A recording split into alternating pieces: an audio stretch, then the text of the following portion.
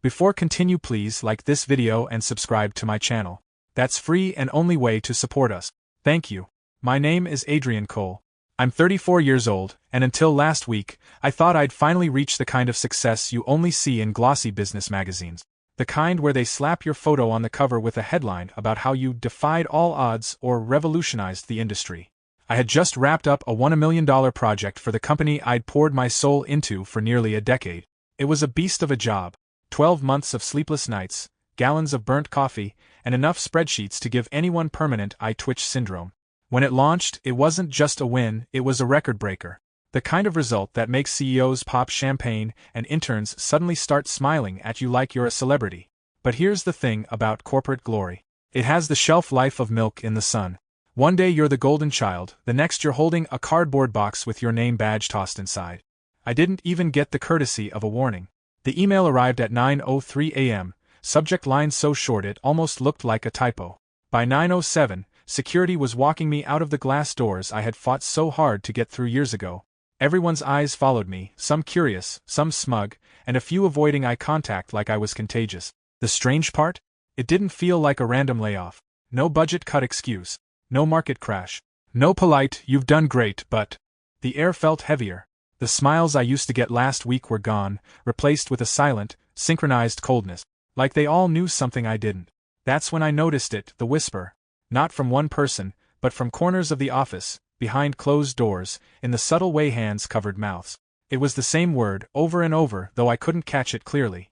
Something about the way it was being passed around told me I wasn't fired because of failure. I was fired because someone wanted me gone.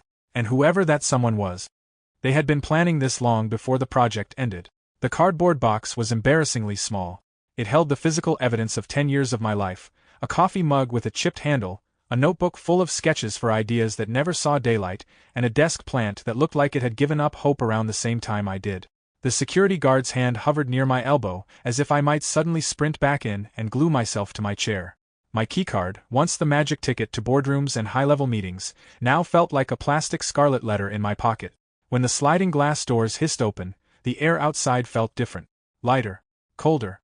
As if the building itself had been holding its breath, waiting for me to leave so it could exhale in relief. I didn't head home right away. Something in me resisted the idea of disappearing quietly. My project, the $1 million masterpiece, had been too big, too visible to simply end with an email. My gut told me there was a reason they wanted me gone right after the launch. A reason that smelled a lot like politics, greed. Or worse. I sat in my car, staring at the reflection of the office tower in my windshield. On the 18th floor, where the executive offices were, blinds shifted ever so slightly. Someone was watching. Not in a casual, "Oh, there's Adrian leaving" way. No. This felt like surveillance. That's when I remembered something odd. 3 weeks before the project launch, my access to certain shared drives had quietly vanished. No one mentioned it, and I assumed it was a glitch. Now, with my career sitting in a cardboard box, I wasn't so sure. I wasn't just going to drive away. If someone had staged this, they'd made a mistake, because I'm not the kind of person who leaves without a fight. And I still had one thing they hadn't taken from me yet. Information. The box sat in the passenger seat like a silent passenger judging my every move. I didn't drive home. Instead, I pulled into the dim corner of a cafe parking lot, the kind of place where the coffee tastes like burnt rubber but no one asks questions. I opened my laptop. No access. The company account had been wiped clean. My inbox, my files, my shared projects, all gone. But here's the thing about working a year on a $1 million project. You don't forget where the skeletons are buried. 2 months ago, I had backed up a few key documents to my personal cloud, not because I thought I'd need them for revenge, but because I didn't trust the company's server.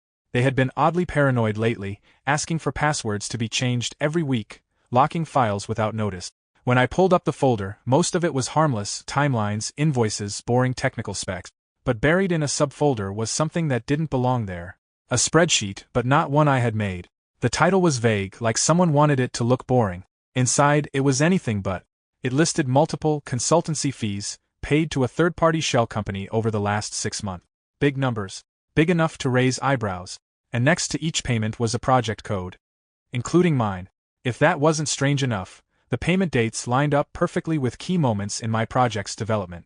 Every time I signed off on a milestone, another large sum went out to this mystery account. It was as if someone had been using my project as cover to funnel money. That explained why the project was suddenly treated like gold, and why I was now disposable. If I was gone, I couldn't ask the wrong questions. A car pulled into the space next to mine, engine idling. The driver didn't get out. Sunglasses, cap pulled low. Just sitting there. I closed my laptop and started the engine. If they wanted me to disappear quietly, they were about to be disappointed. I didn't drive straight home. If I'd learned anything from late-night crime documentaries, it's that going to your predictable safe place is exactly how people end up on the news. Instead, I looped through the city, doubling back, checking mirrors, the whole paranoid dance. The car that had been next to me at the cafe didn't follow, or if it did, the driver was good at hiding. I ended up in a 24-hour laundromat. Not because I needed to wash clothes, but because the Wi-Fi there was terrible, and terrible Wi-Fi is oddly good for poking around in old systems without triggering alerts. I connected my laptop and started tracing the shell company from the spreadsheet. It was registered in a tax haven, the kind of place where laws are more like polite suggestions. The listed owner was a name I didn't recognize, but the contact email? That was a name I knew too well. It belonged to someone inside my own department. A quiet, efficient worker who never took credit for anything and seemed to fade into the background. The kind of person you overlook until you realize they've been sitting in the perfect spot to watch every move you make. I tried to dig deeper, but my connection froze. At first, I thought it was the lousy laundromat internet. Then a black screen flashed across my laptop for a split second, so quick I might have missed it if I hadn't been staring right at it. When the desktop came back, one of my personal folders was gone. Not just hidden, deleted. And the name of the missing folder? It was the exact name of my project. Someone wasn't just cleaning up the company's trail. They were scrubbing me out of my own history. The hum of the dryers around me suddenly felt louder. My phone buzzed on the table. No caller ID. I didn't answer. The buzzing stopped. 10 seconds later, a text appeared. One word. Stop. The single word on my phone's screen felt heavier than the entire cardboard box of my career. I didn't respond. I just stared at it, letting my coffee go cold. Whoever sent it wasn't warning me. They were marking me. I turned my phone off completely, yanked the battery out for good measure, old paranoia habit, and slid it into the bottom of my bag. I wasn't about to give someone a GPS invitation to my location. But that text had one useful detail. The timestamp. It hit my phone less than a minute after my laptop screen glitched out. Which meant the same person who had just broken into my files had my number.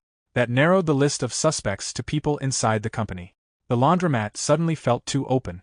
I packed up, stuffed the laptop into my backpack, and headed to the one place I knew still had a dusty desktop computer nobody cared about, the basement of my old apartment building. Back when I first moved to the city, I used it to pay bills when my own Wi-Fi was out. Nobody ever goes down there. When I logged in from that computer, I didn't go looking for the shell company again. I went for the archives, old company press releases, investor updates, even HR newsletters. I wasn't looking for what was obvious. I was looking for what had been changed. And there it was, the official announcement of my project launch. But the listed project lead wasn't me anymore. It was the quiet worker from my department. The same one tied to the shell company's contact email. It wasn't just that they'd erased me after firing me. They had already started replacing me before the project even ended. That's when I knew I wasn't dealing with just corporate greed. This was personal. And if it was personal, I could get personal too. There's a moment in every game where the player realizes they're not just surviving anymore, they're hunting. I'd been on my heels since the email, since the box, since the silent stares in the hallway. But now I had a name, a motive, and just enough fury to power a small city. I left the basement computer and walked through the night like someone who knew exactly where they were going, even though I didn't. I just needed somewhere crowded enough to disappear in plain sight. I found it in the form of a late-night food market.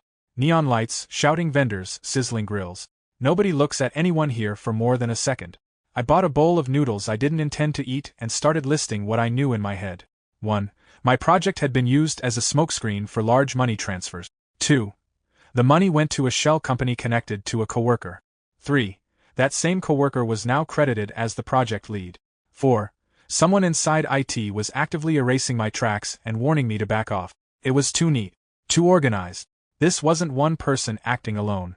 This was a small, tight group, the kind that moves like a single shadow. I needed leverage, something they couldn't delete or deny. And I remembered exactly where to get it.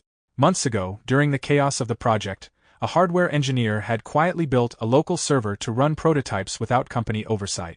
It wasn't part of official infrastructure, which meant it wasn't under their control. If the files I needed still existed anywhere, it would be there. Getting to it wouldn't be easy. The lab was locked after hours, cameras everywhere, and my keycard was dead. But I had something they couldn't revoke: the habit of paying attention. I knew the guard rotations, the blind spots, the exact camera in the north corridor that had a dead pixel in its feed. If they thought firing me was the end of the game, they were about to learn what it felt like when the board flips. The office building looked different at night. All that sleek corporate polish melted into something colder, more sterile, like the glass and steel were just a shell over something rotten. I stayed in the shadows across the street, waiting for the exact moment I knew the East Side guard would step out for his cigarette. He was a creature of habit. I'd counted on it. When the door clicked shut behind him, I crossed fast, keeping to the blind side of the security camera with the dead pixel. My access card was useless, but the delivery dock door had a quirk. The sensor sometimes failed to close all the way.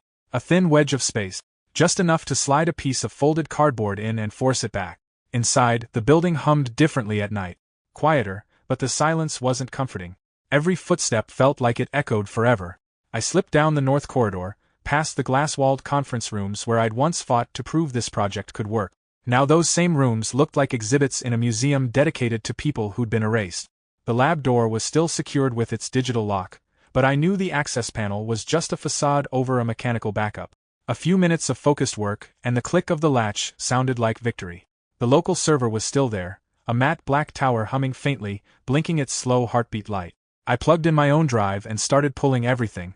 Not just my files, everything on that machine. I didn't know what would matter yet, so I took it all. Halfway through the transfer, I noticed a folder I'd never seen before. It was buried deep, with a bland name like Ops Backup 03. Inside there were video files, not of prototypes, not of product testing, but of meetings, private meetings, in rooms I'd never had clearance to enter. I clicked one at random.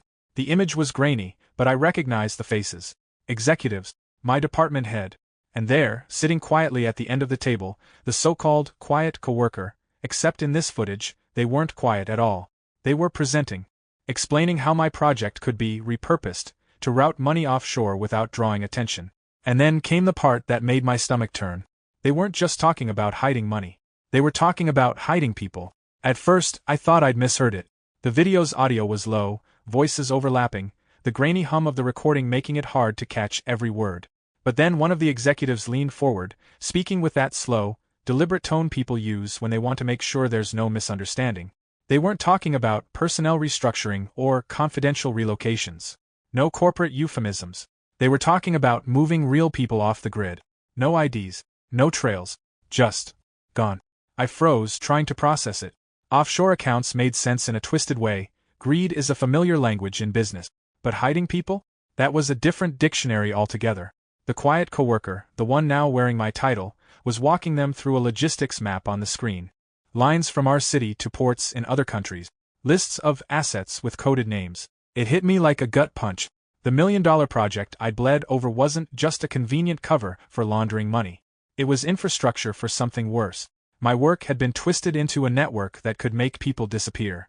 I kept copying files, my hands moving on autopilot while my brain tried to keep from spiraling. Every second I stayed in that lab was a second closer to getting caught. But leaving without these videos wasn't an option. Halfway through the last transfer, the hum of the server was joined by another sound. Footstep. Slow, steady, deliberate. They stopped right outside the lab door. The digital lock beeped. My chest tightened. Then the door cracked open, light spilling in from the hallway. A shadow stepped inside. It wasn't security. It was the quiet coworker. And they were smiling. That smile wasn't warm. It was the kind of smile people wear when they've already decided what's going to happen to you. They stepped into the room, shutting the door behind them with a soft click. No rush, no alarm, like they'd walked into their own kitchen. I stayed by the server, my drive still pulling files. If they noticed, they didn't show it. Instead, they strolled closer, scanning the room like they were admiring a piece of art. My piece of art. It hit me then, they'd been in control of this game far longer than I realized. The erased files, the sudden credit switch, the anonymous warning. All carefully timed to keep me dancing on strings they held. I wasn't an obstacle to them. I was a loose end. They stopped just a few feet away. The air felt heavier, thicker, like the walls were leaning in. Without a word, they slid a small envelope onto the table next to me. Thin, but stiff. Inside was a single photo. It was me. Not in the office. Not anywhere public. In my apartment. Taken from outside the window. The message was clear. They could reach me anywhere. But here's the thing about fear, sometimes it flips into something else. Something sharper. Standing there in that lab, with my stolen work humming in the server behind me and the proof of their crimes loading onto my drive, I realized I had one advantage they didn't. They thought I was still playing defense. I yanked the drive free before it could finish, stuffed it into my pocket, and knocked the envelope to the floor. In the split second their eyes followed it down, I shoved past them and out into the hallway. Alarms didn't sound. No one came running. It was too quiet, which scared me more than noise would have. By the time I hit the street, my heart was pounding like a drumline. I didn't stop moving until I'd vanished into the city's noise. But I knew I hadn't escaped. Not yet. Because whatever was on that drive was big enough to make me the most dangerous person in their world. I didn't go home. My apartment was now just another place with a target painted on it. Instead, I found a rundown motel on the edge of the city, the kind of place where the front desk clerk barely looks up as long as you pay in cash. The room smelled faintly of mildew, but it had one thing I needed: privacy. I set the laptop on the chip desk and connected the drive. The transfer had cut off early, but there was still enough there to see the full picture. It wasn't just money laundering. And it wasn't just moving people. It was a pipeline. A whole underground system that blurred the line between corporate power and organized crime. Offshore accounts funded the routes. My project's logistics architecture mapped them. And the people they moved? They weren't random.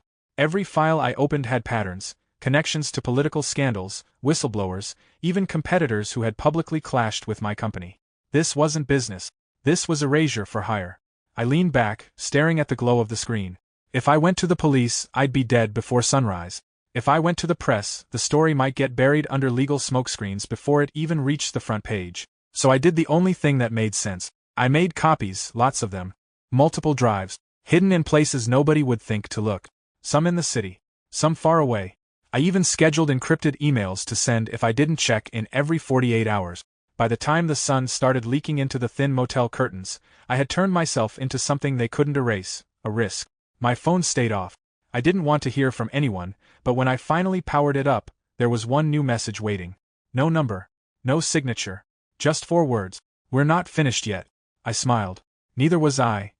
Please like this video and subscribe to my channel. That's free and only way to support us. Thank you.